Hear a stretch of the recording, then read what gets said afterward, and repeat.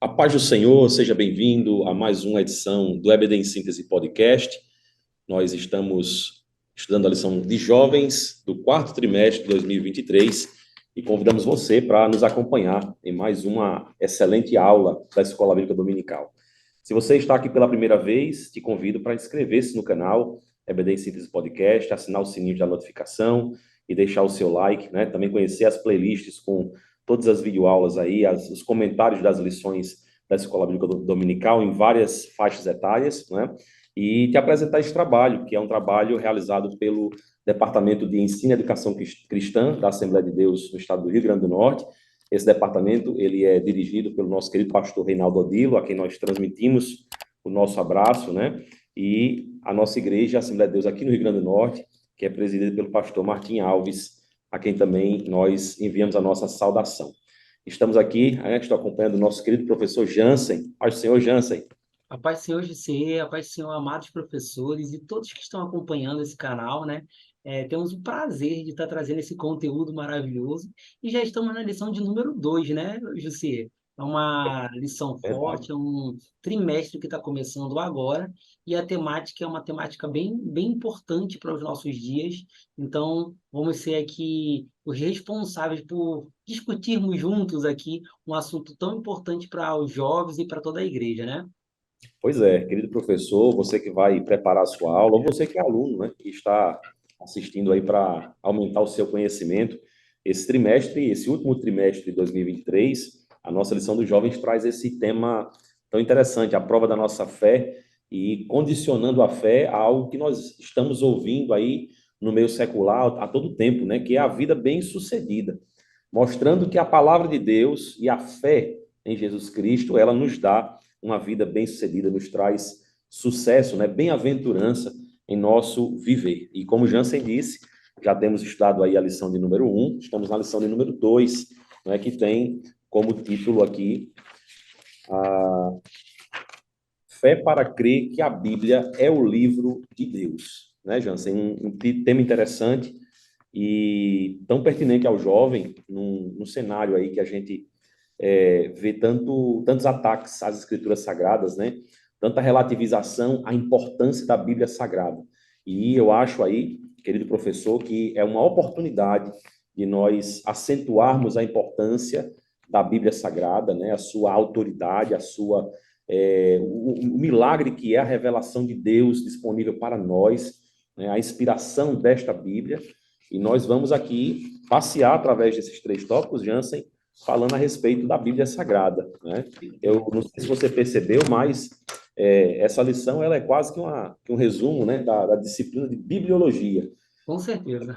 Você que ainda não estudou teologia sistemática, né, mas deseja aprofundar seus conhecimentos bíblicos, é uma das facetas, né, uma das partes da teologia sistemática que estuda a Bíblia, a bibliologia, e trata muito disso, né, da Bíblia Sagrada, como ela foi criada, por quem foi escrita, quais são suas características. E aí é também importante que, se você tiver algum acesso a livros de teologia sistemática, eis aí um caminho para enriquecer a sua aula, né, com essas informações. Muito bem, Jansen, vamos começar aqui comentando um pouquinho a respeito da nossa lição, que tem como objetivo, né, compreender que a Bíblia é a inerrante palavra de Deus, né? Ela não é simplesmente um livro escrito por homens, mas é a palavra de Deus. Também explicar que a Bíblia é um livro inspirado pelo Espírito Santo. Aqui nós vamos tratar um pouquinho a respeito da inspiração. E, por último, destacar a atualidade da Bíblia. Não é um livro antigo, histórico, né? É um livro que, sim, trata de história, mas vamos ver que ela responde todas as grandes questões do universo, inclusive responde muito dos assuntos que estão no nosso dia, aqui, com tanta evidência, né? E vamos começar. Eu queria ouvir você falar um pouquinho, Jansen, a respeito desse tópico 1 aí, que vai falar sobre a Bíblia, a inerrante palavra de Deus. O que a gente pode apresentar para os nossos queridos professores e alunos? Amém. No caso, é um prazer falar sobre isso, porque até como contexto, professores, com certeza seus alunos vão ter grandes oportunidades de falar sobre experiências que viveram em colégio, faculdade, sobre essa questão de dúvidas que muitas vezes os amigos dele têm sobre a Bíblia, né? Então, que tal a gente começar perguntando para os nossos alunos, né, se eles têm fé para poder afirmar e defender a ideia de que a Bíblia é, sim, a inerrante palavra de Deus. E aí a gente pode iniciar falando simplesmente sobre o ponto um da lição, que é a sua autoria. Quem é que escreveu a Bíblia? Alguns vão dizer que vai falar, foram homens. Outros vão dizer, não, foram inspirados por homens, que é outro ponto que a gente vai tratar um pouquinho mais à frente. Mas nós que somos crentes, cremos na Bíblia sendo escrita, a autoria dela foi Deus. Deus que entregou essa palavra, Deus que fez com que a Bíblia fosse conhecida pelos homens, simplesmente para que o homem possa ter o acesso à salvação, que é outro ponto que a gente vai falar um pouquinho mais na frente. Mas não tem como falar da Bíblia sem entender que a Bíblia é sim a palavra de Deus, é a palavra daquele que criou todas as coisas e que por ele e para ele são todas as coisas, né? Então, quando a gente, José, começa a falar sobre a Bíblia, a gente não tem como fugir dessa questão da autoria de quem é, porque se fosse Bíblias escrita por homens, existe tantos homens inteligentes, tantos homens com grandes habilidades de escrita, tantas pessoas que possam, na verdade, escrever sobre artigos e textos que são muito fortes, mas nenhum tem como escrever um livro como esse que passou em gerações e gerações, e mudou a história de muitas pessoas e tem a comprovação científica e tem a comprovação também religiosa. Por quê? Temos muitas igrejas que, ao estudar a Bíblia, passaram por tantas mudanças, experiências, e essa experiência não é comprovada simplesmente pela ciência. A gente entende que é o poder de Deus. Então, se o poder de Deus vem da palavra que foi lida na Bíblia, essa palavra também é de Deus. Então, a gente não é que a gente lá na Bíblia contém a palavra de Deus, é que a Bíblia é a palavra de Deus que foi apresentada à humanidade com a finalidade que nós conheçamos a salvação. Não sei se eu resumi muito, mas essa é uma mensagem que eu acho muito forte para a gente falar, né, José? É verdade, é verdade. Eu acho, Jansen, nesse primeiro tópico, que é interessante os jovens perceberem que a Bíblia, ela, pela sua própria característica de existência, ela já é algo extraordinário, né? Ela Uhum, já foge do comum, foge do ordinário, simplesmente pelo fato de ser o livro mais amado, mais vendido e, ao mesmo tempo, mais perseguido e odiado, né, em toda a história da humanidade. Um livro que foi escrito em um período de mais de quase 1.600 anos ali, né, entre os escritores, de nações diferentes, culturas diferentes, línguas diferentes, mas que tratam e que trazem uma única mensagem, né, coesa, sem contradições, né, e que alguém pode até dizer assim, mas a Bíblia tem contradições. Bom, as contradições que o pessoal encontra são das traduções. Se você for para o original, e aí a importância de estudar o original, o uhum. grego, o hebraico, o aramaico, nós não vamos encontrar contradições na Bíblia, né? E isso já é um grande milagre. É um grande milagre. Não existe como, humanamente falando, o homem produzir, né, ter uma inspiração humana tão bela, tão perfeita, tão sincronizada como foi a Bíblia, né? É sobrenatural. E por isso a gente já começa pela simples natureza da Bíblia, pela simples forma com que ela foi escrita e como ela se apresenta, já vemos aí o milagre de Deus, já vemos que não é algo que nasce no coração do homem, mas é algo que nasce no coração de Deus, né? Então, a Bíblia também, ela tem, irmãos, mais de 2.000 afirmações, há pelo menos 2.000 afirmações de que ela é a palavra de Deus, ou seja, Deus é o autor dela, né? E não apenas a própria palavra de Deus, mas muitas testemunhas vão afirmar isso, né? Inclusive na história, a gente tem o testemunho, por exemplo, de Santo Agostinho, né? Que foi um grande historiador, e ele falou a respeito disso, né? Deixa eu só encontrar aqui a passagem que eu anotei, Jansen, a respeito desse testemunho que eles deram. Agostinho de Hipona, né? Viveu ali no século IV, ele foi bispo de Hipona, foi doutor, filósofo e teólogo. Ele escreveu em seus escritos que os apóstolos escreveram o que Deus disse, né? Ele não está ali na Bíblia, na palavra de Deus, mas foi um historiador reconhecido, há escritos da Perfeito. história que relata esse testemunho dele. Eusébio de Cesareia também, né, que foi o pai da história da igreja, também na Uhum. antiguidade escreveu a obra História Eclesiástica e escreveu que o Espírito Santo é o autor da Bíblia. Então, a gente tem muitas pessoas, Jansen, na história que retratam, né, tantos detalhes a respeito da palavra de Deus e reconhecem a autoria da Bíblia, né? Que Deus é o autor, a palavra de Deus vem dele através da inspiração, através do agir do Espírito Santo com todos esses autores, que inclusive é o nosso tópico de número 2, né? Mas fica aí a dica ao professor para trazer esses testemunhos, né? Apresentar essas citações, existem diversos versículos, inclusive citados na nossa lição, que trazem essa informação de que toda a escritura é divinamente inspirada, né? E Uhum. foi dada por Deus para os homens, para nossa instrução, né? Para nosso ensino. Muito bem, temos aí o tópico 1 resumido, né? Aí pelo menos 40 autores. Essas informações técnicas a gente tem na lição e tem em diversos escritos, né? Aqui também eu trouxe algumas anotações que o professor pode reproduzir em sala e vai ser facilmente encontrada, inclusive em Bíblias de estudo, Uhum. a respeito da quantidade de versículos, de capítulos, né? A sua estrutura, a forma de apresentação, Novo Testamento, Antigo Testamento. Há, inclusive, informações interessantes que os alunos podem querer saber, Jansen, que é a questão da divisão dela em capítulos e versículos, né? Que se deu Importante, na né? história, né? Originalmente, a palavra de Deus ela era um texto só, mas com o tempo, né? Em 1205 depois de Cristo, o arcebispo Stephen Langton dividiu a Bíblia em capítulos e posteriormente a gente teve ali entre 1551 e 1553 algumas versões divididas em versículos.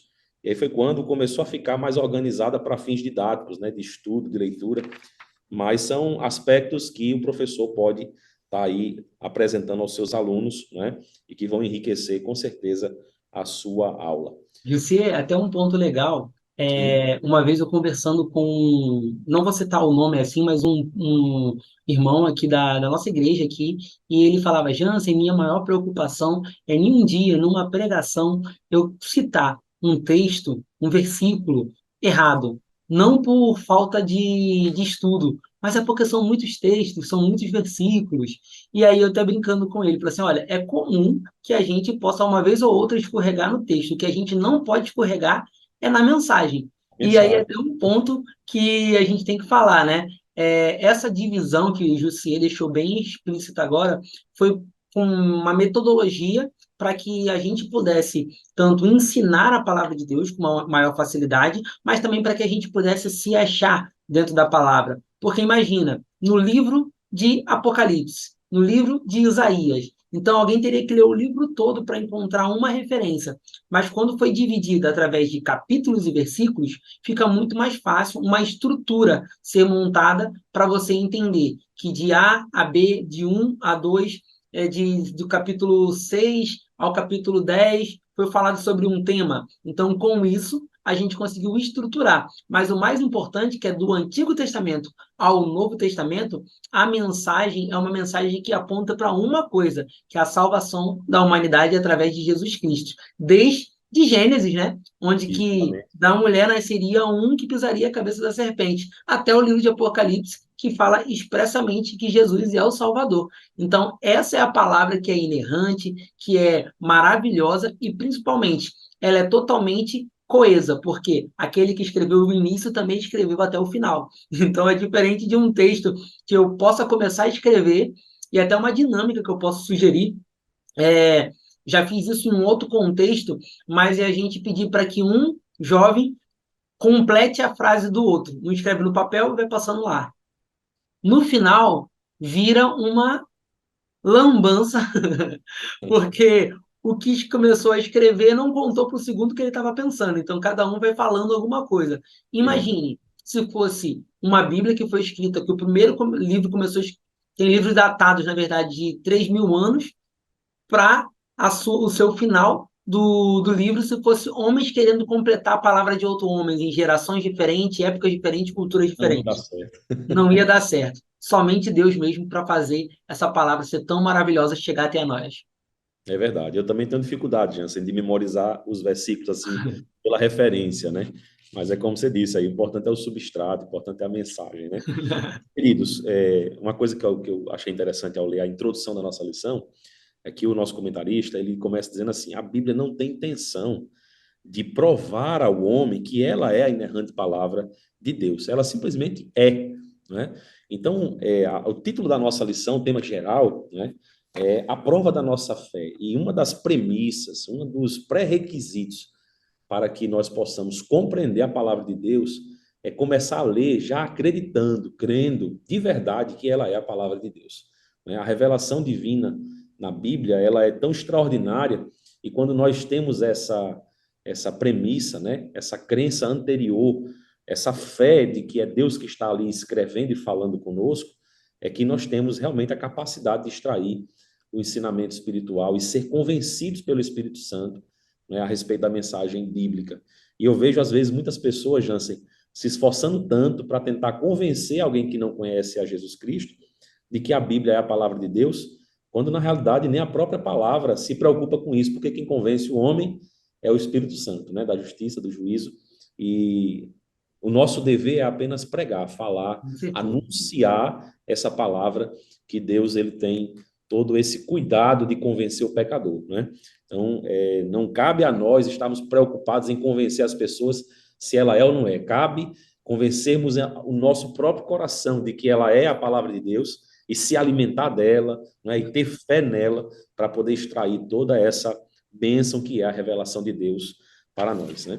Antes da gente prosseguir aqui para o próximo tópico, eu separei aqui algumas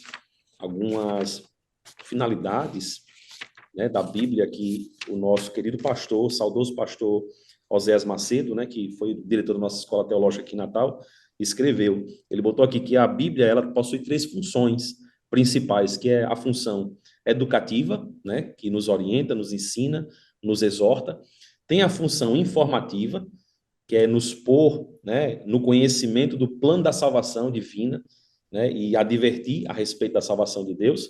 E, por fim, a função comunicativa, que é comunicar a salvação de Deus ao homem e fazer a reconciliação do homem com Deus. Né? São coisas simples, mas que ajudam o professor e o aluno a compreender as funções, né, os objetivos de forma muito resumida do que Deus desejou. Né? Às vezes a gente olha para o Antigo Testamento e vê tantas histórias de reis, de juízes, né, cronologias e salmos e cânticos e poesias, mas aquilo tudo tem um propósito principal, que é comunicar a salvação de Jesus para nós, nos comunicar a salvação, né, nos fazer espelho, né, para nos mostrar o pecado. Então, essas funções elas têm que estar muito claras na nossa mente. Mas vamos lá, vamos passar agora para o nosso tópico de número 2, que fala a respeito da inspiração. A Bíblia é um livro inspirado pelo Espírito Santo. É, podemos falar a respeito disso, professor Jansen? Até inspirei aqui, ó. Mas é lá, foi tão uma brincadeira, né? Mas para a gente entender o que é inspirado. Na nossa cultura, vamos chamar, na nossa linguagem atual, a gente fala que me inspirei em Jussieu, eu me inspirei em tal pessoa para fazer alguma coisa. E aí mostra muito como se fosse um ato pessoal, né? Mas o termo inspiração, que até na nossa lição, você que é professor, é muito bom você falar sobre isso, porque senão algum aluno pode talvez trazer para esse ato, foi uma ação do escritor e não do Espírito Santo. Mas aqui, né, ele traz uma informação que se a gente fosse traduzir a raiz da palavra inspiração, que foi utilizada na escritura, ela tem mais a ver com expirar, ou seja, de sair de alguém e vindo para outra pessoa, do que da pessoa por si só puxar o ar. Então a gente precisa do ar. Então pense que a palavra foi dada de Deus para o homem, para que o homem possa escrever conforme a vontade dele. Então essa questão da inspiração, imagina, são homens falíveis, homens como nós, homens que tiveram problemas, que tiveram pecados, que tiveram erros. Não pense que nenhum deles que escreveu qualquer um dos textos da Bíblia tenha uma vida 100% sem falhas. Se você for ver, Davi tinha diversas falhas. Se você ver, Salomão teve diversas falhas. Se você ver, Pedro teve falhas. João teve falhas. Agora só tem alguns textos na Bíblia que quem falou, escreveu, talvez, não tenha nenhuma falha, que é Jesus, as letrinhas vermelhas que a gente vê no Novo Testamento, e o que ele escreveu a gente não sabe, porque a gente não tem descrito o que ele escreveu. O que ele escreveu lá na areia, quando aquela mulher ia ser apedrejada. Então a gente tem que entender que Deus, ele é o autor da Bíblia, porém ele usou pessoas falíveis para poder escrever, assim como nós muitas vezes conseguimos entender alguma coisa da parte de Deus e talvez transmitimos em palavras quando a gente prega, ou em letras de canções, ou então em textos que a gente pode escrever, mesmo que a gente escreva de uma forma tão bonita, a gente sabe, tem a consciência de quem colocou aquela palavra na nossa mente para que ela possa descer para alguma forma externa, foi Deus. Então, essa é a inspiração que é tomada do início ao fim na Bíblia. Um Deus que sabe de todas as coisas, dando o que era para ser falado e escrito para cada um daqueles autores que escreveu a Bíblia. Interessante, Jansen, esse conceito, né? Inspiração divina, no sentido de exalar de Deus, Uhum. traz até de forma bem subliminar, no bom sentido, né? Mas até nos mostra o próprio movimento, né? Não é a gente que se esforça para atrair a revelação de Deus, é Deus que se esforça para exalar, para nos entregar. É algo que Perfeito. parte dele, não depende nem de nós, né? A gente simplesmente recebe. Isso me lembra do conceito da graça, né? A graça que ele trouxe por Vem de meio de Deus. Jesus. Eu trouxe aqui uma citação do teólogo Robert Lee, que ele fala assim, que por inspiração nós compreendemos o controle sobrenatural de Deus sobre a produção do Antigo e do Novo Testamento, né? Então, a inspiração, ela é esse exalar de Deus sobre a mente daquelas pessoas que foram usadas por ele para escrever, esses 40 autores aí aproximadamente, que foram instrumentos de Deus para fazer, para escrever, né, as palavras bíblicas, e isso aí nos traz o conceito dessa inspiração, né? Alguém fala muito de forma mais moderna, né, recente, a respeito de visões, de profecias, né? E nós sabemos que, na realidade, a inspiração, ela se deu quando foi constituído os livros, quando foi escrito esses livros, né? E que ela cessou ali, que a gente hoje pode até ter situações de iluminação, mas de inspiração não, né? Inclusive, na teologia sistemática, quando nós estudamos na bibliologia a questão da inspiração, ela tem como uma das características ela ser única, ou seja, Uhum. uma vez que encerrou a inspiração divina ali no Apocalipse, não tem mais, o cânon se fechou, né? Então Deus ele fechou aquela parte ali da sua palavra e não acrescentou mais nada. Então a gente tem ali a revelação completa do que Deus quis dar para nós, né? E cremos pelo próprio conteúdo da palavra de Deus que ela vai ser ela mesma até a volta do Senhor e eternamente, né? Que ele diz que a palavra ela é para sempre, né? Ela se estende de geração a geração e não tem fim. E para a gente comentar mais um pouquinho aqui a respeito da inspiração, vou querer também ouvir Jansen a respeito desse tema tão interessante, né? Mas você já comentou, Jansen, mas vamos explorar um pouquinho mais. É interessante que às vezes a gente pensa na inspiração divina e fica tentando ali mentalizar, enxergar na mente, né? Deus falando ali no ouvido, né? De Moisés, ó, escreva isso, isso e aquilo, né? Davi, fala assim, assim, assado. Ele pode até ter dito de forma muito clara e expressa aos profetas, né, do Antigo Testamento, mas nós sabemos que essa inspiração ela é plenária, né, e ela é verbal, ou seja, Uhum. a nossa crença é de que Deus ele agiu de forma sobrenatural na mente dos escritores, no conceito do que eles tinham a respeito das coisas, mas deixou eles livres para fazer, né, para escrever com suas próprias palavras, né, aquilo que Deus tinha revelado ao coração deles. E por isso que a gente tem, né, Jansen, culturas diferentes, formas de escrever diferentes, né? Uns escrevem de forma mais lírica, mais artística, outros de forma mais rude, né?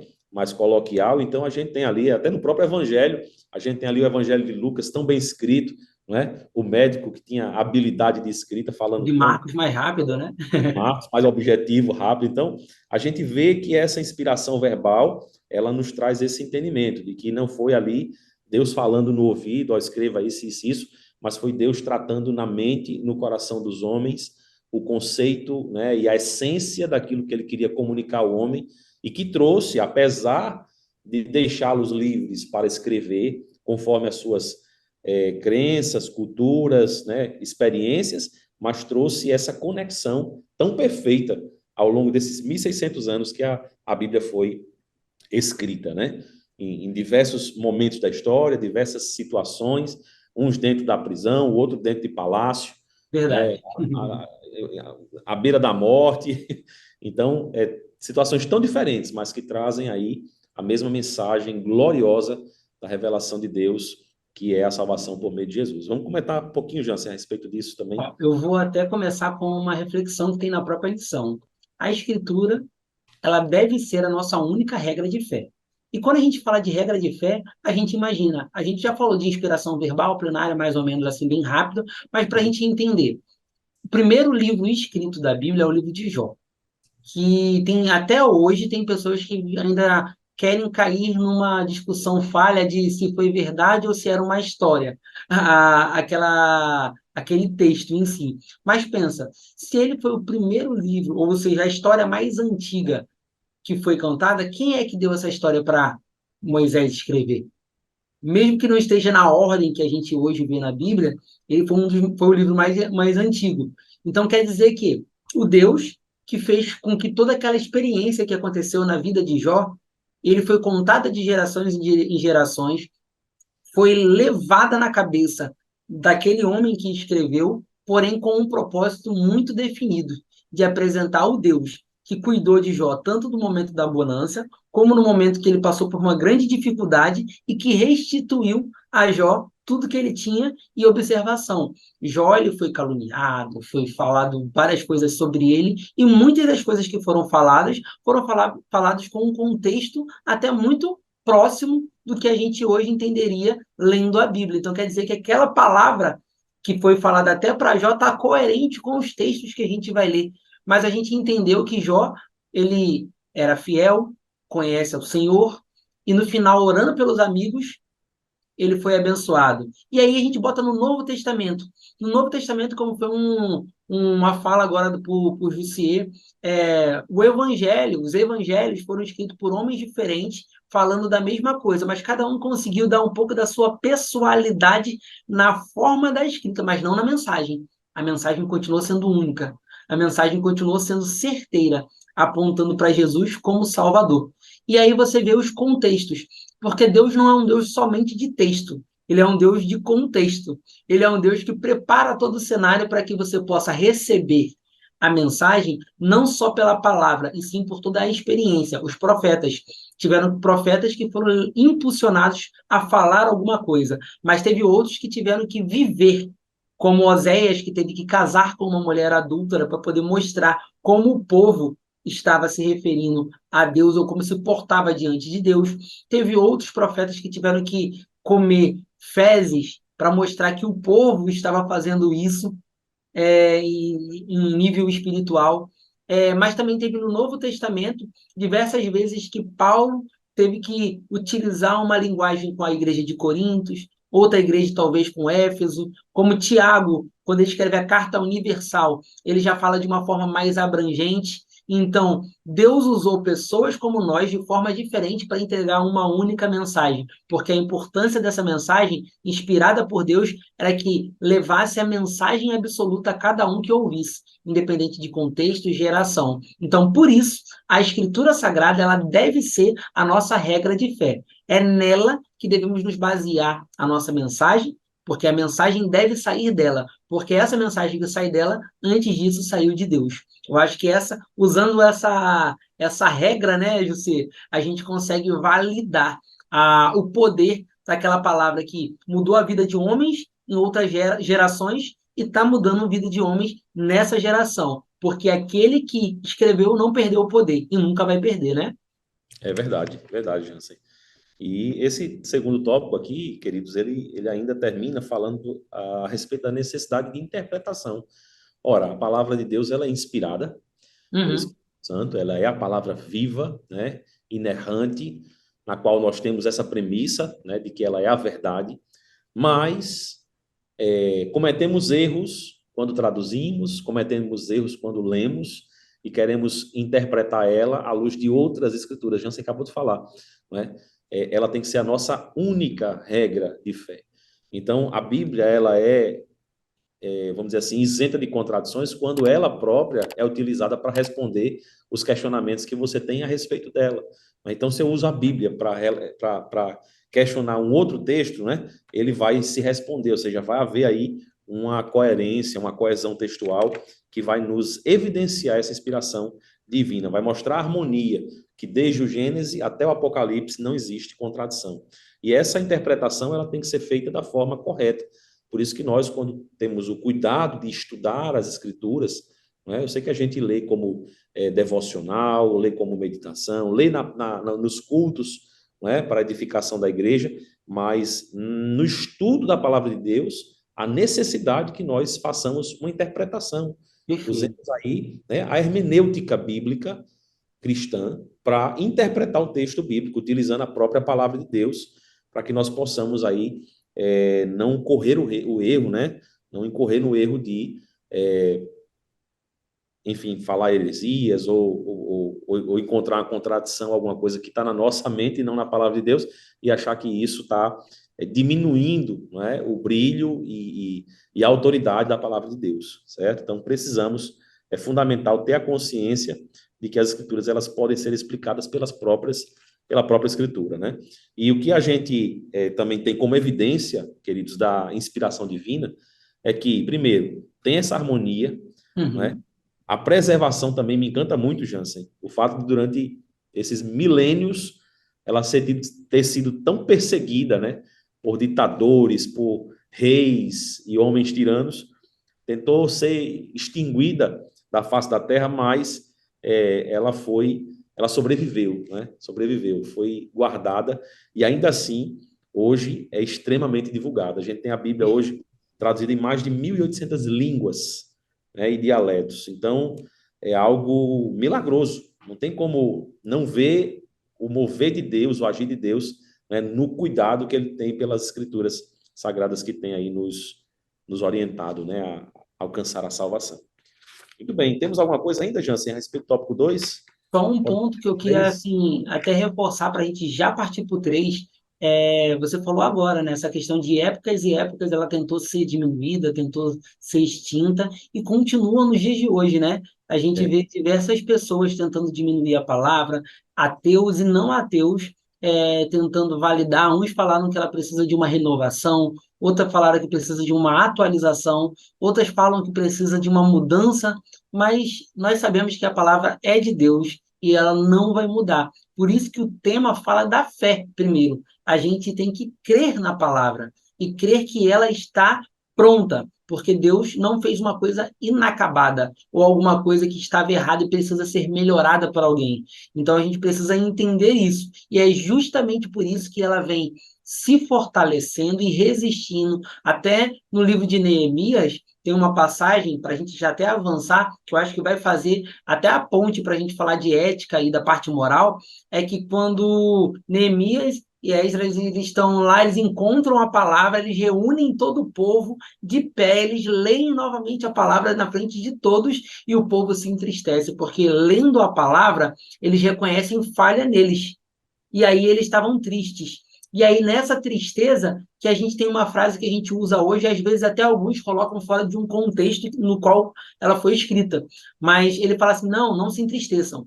Alimentem-se, comam das gorduras, da doçura, tomem bebidas, quero leite, bebidas doces, compartilhem com quem não tem, porque a alegria do Senhor é a vossa força. Então, quando ele chega nesse contexto, ele está dizendo assim: fui confrontado pela palavra, vi que estava errado, me entristeci, mas aquele momento era o momento de se alegrar, porque a palavra que eles não tinham mais acesso, agora eles tiveram a oportunidade de ter essa correção através da palavra.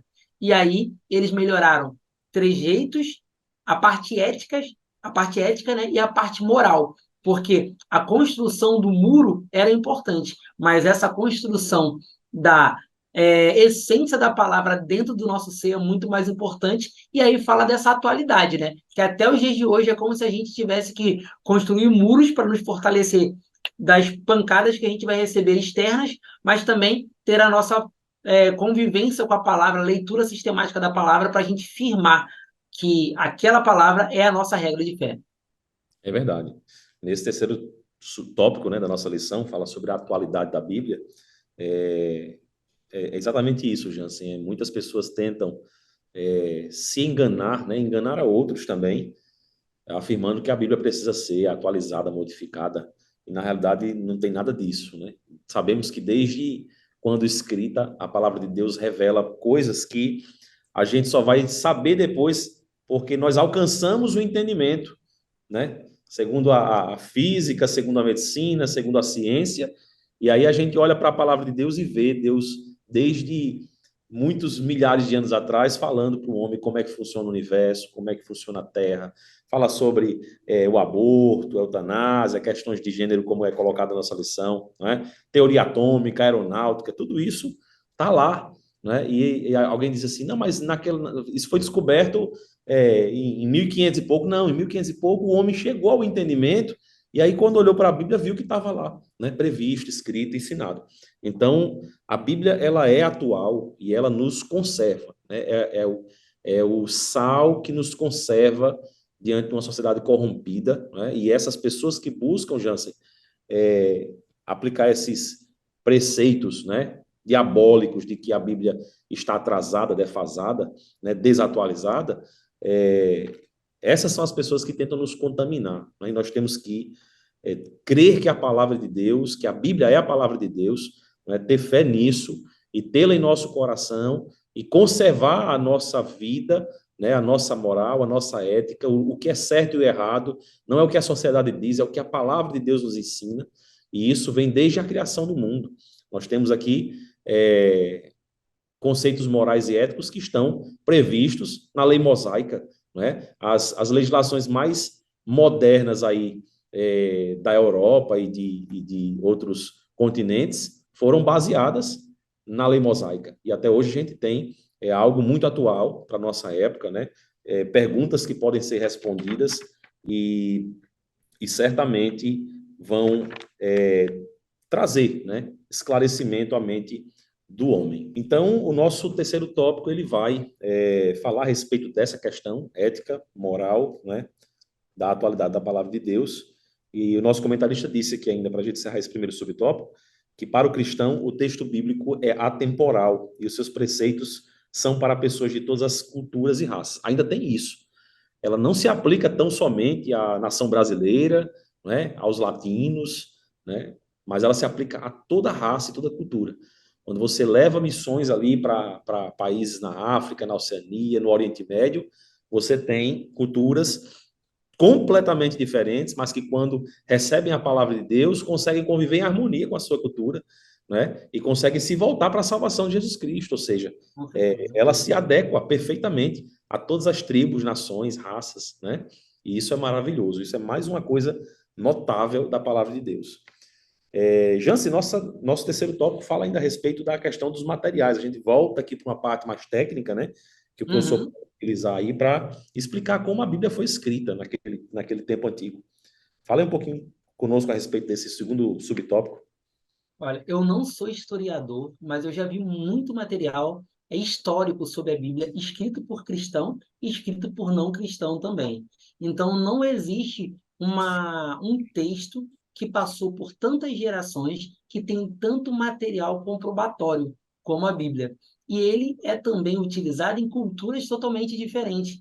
Quando a gente fala de outras religiões, que na Bíblia a gente consegue ver que o povo teve algum tipo de contato, você consegue também encontrar na cultura deles, né, materiais que comprovam a existência de algumas passagens e de principalmente na relevância daquela mensagem que foi escrita, como no povo etíope, como no povo mongol, como até no Oriente Médio, como também na parte oriental Então, a gente vê que em todo o globo terrestre tem como a gente encontrar materiais que comprovam. E fora isso, né, é que a gente tem aqui, ó, os autores que usaram diferentes tipos de materiais disponíveis no seu tempo para a escrita, tipo como pedra, papiro.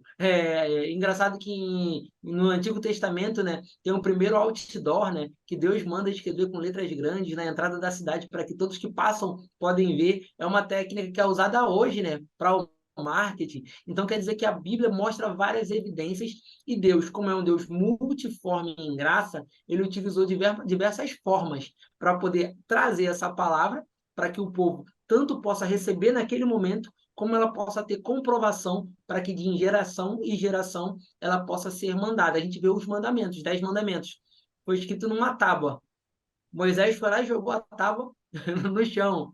Depois foi escrita novamente, só que depois essa tábua foi guardada e ela foi passando de geração. Hoje a gente não tem mais acesso à tábua, mas a mensagem a gente tem acesso. E olha só, quão poderoso, que até o último ponto, né? Quão É, poderosa é essa palavra, que passou por tudo, tempo. Tem muita gente que fala, o amor ele é aprovado no tempo. E aí a gente vê que o amor de Deus, independente do tempo, ele continua sendo estabelecido. É uma mensagem passada várias vezes por povos diferentes, com certeza vai ter distorção. A palavra de Deus continua sendo exata. Então, prova-se que a palavra não foi feita por homens, não é escrita somente por homens.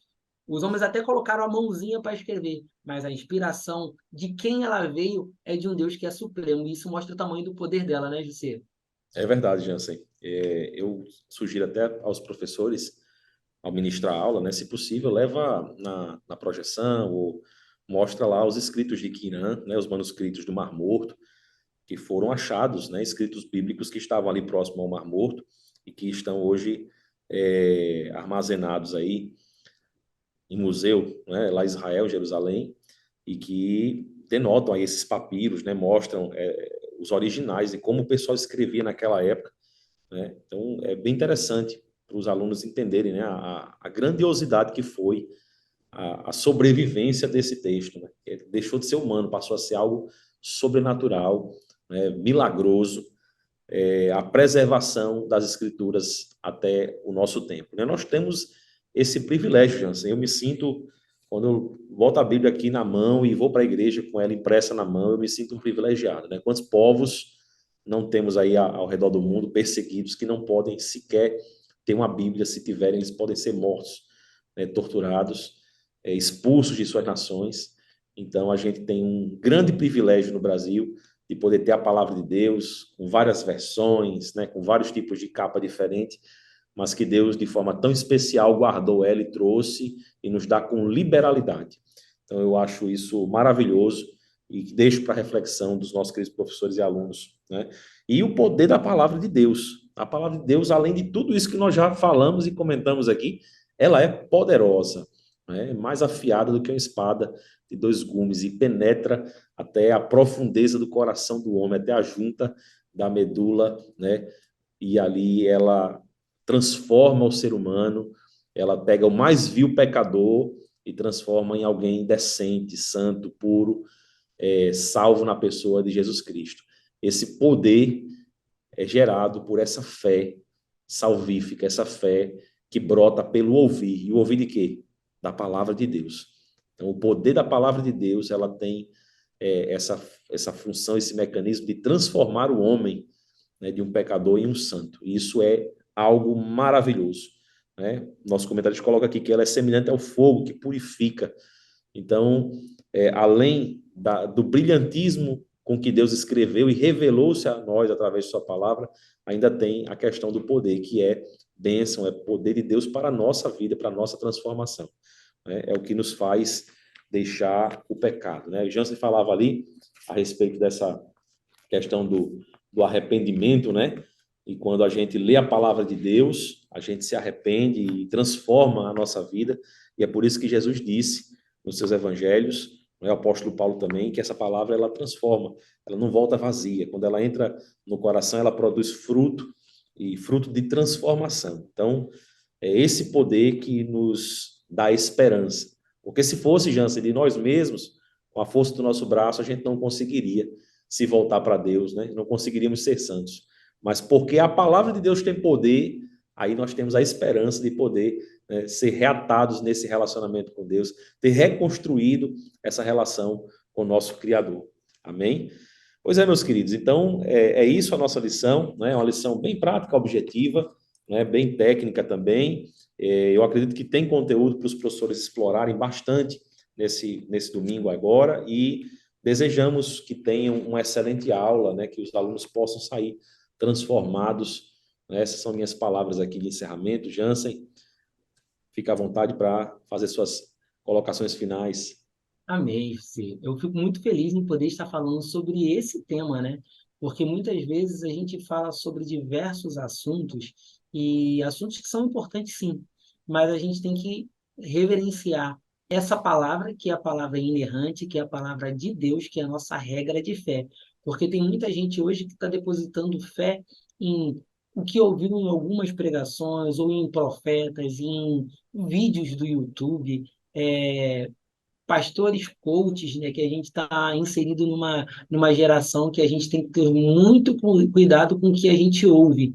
E para validar isso que a gente ouve, a melhor forma de fazer isso é recorrendo à palavra. Se a mensagem pregada ou se a profecia dada, o que for falado, não tiver validação na palavra, não caia nessa armadilha. Fique com a palavra de Deus, que ela é a nossa regra de fé. E essa é a mensagem que eu quero trazer, dizendo que é uma grande honra de estar poder falando, mas ao mesmo tempo é uma grande responsabilidade, né? Porque nós estamos falando dessa palavra maravilhosa e quero agradecer a todos vocês que ficaram até aqui nesse vídeo, que puderam compartilhar um pouco desse tema tão legal com a gente. E se você ainda não curtiu, curta essa página, curta esse canal, deixe seu comentário também, que é muito importante para a gente, porque salve lá, né, ative o sininho, porque a nossa intenção é trazer esse conteúdo com muita qualidade para que você, professor e alunos também, possam continuar aprendendo cada vez mais sobre essa palavra tão maravilhosa, não é isso, José? É verdade, Jansen, é verdade. E o que vimos na lição anterior, né? Sem fé é impossível agradar a Deus. Se você ama o Senhor de todo o seu coração, ame também a sua palavra, né? E tenha fé. Isso você vai estar agradando o coração de Deus. é, e vamos prosseguindo, né? Até a vinda de Jesus. Desejamos aí uma excelente aula para vocês, você aluno, você professor, que possa ser mais enriquecido com o conhecimento da palavra de Deus. E até a próxima, se Deus quiser. A paz do Senhor. Forte abraço. Amém, Pai Senhor.